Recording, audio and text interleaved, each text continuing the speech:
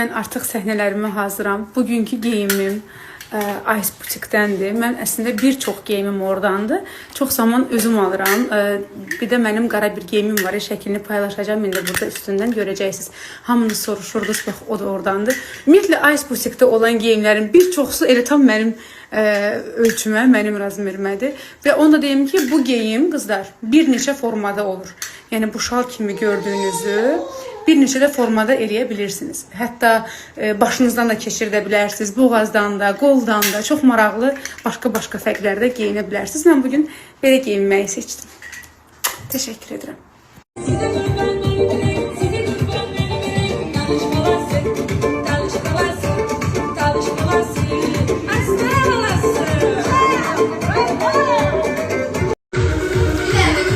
Saidçiqam, 8 Martın mübarək olsun. Qadınlar Beynəlxalq Günü münasibətilə səni ürəkdən təbrik edirik. Bu mənə Səidəmin hədiyyəsidir. Yeni evimə hədiyyə verib. Səidə çox sağ ol.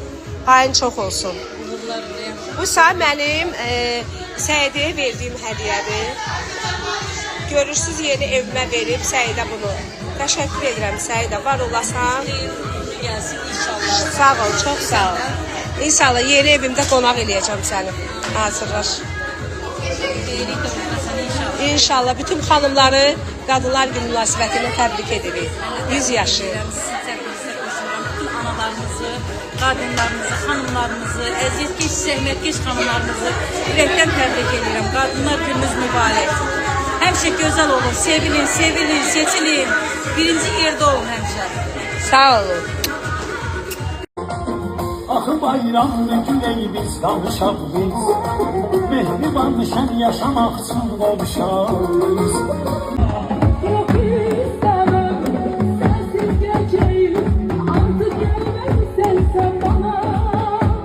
Hissetmeyi, o sevgiyi, şimdi vermelisin sen bana.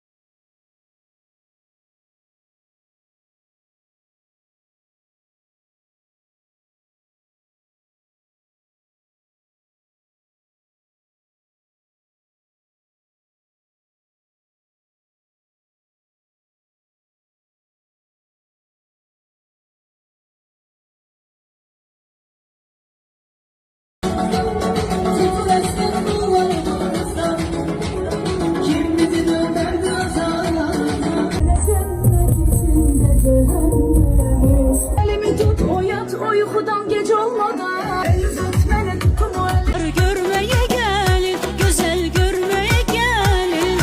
Aşıklara ben satarım, Allah'a gelin.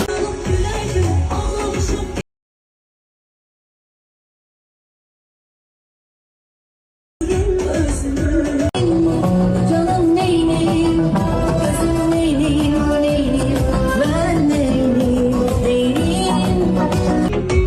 Benden olsaydı gene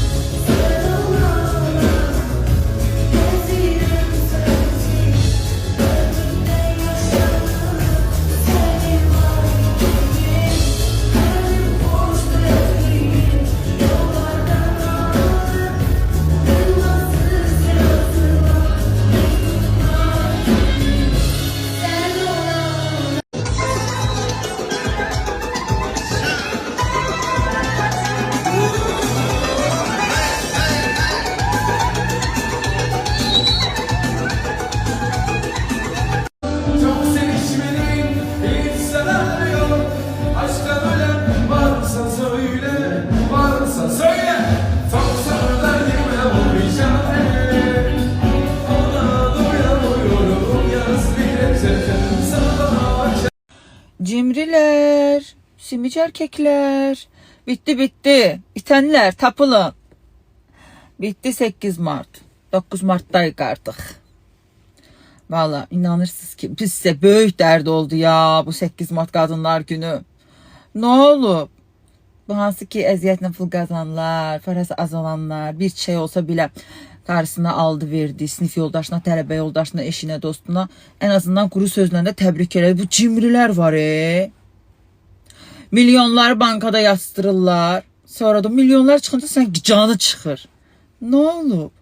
En sonunda gedib eczanədə harcayacaqsınız, hastanələrdə. Harcayardınız da ailənizə, arkadaşlarınıza.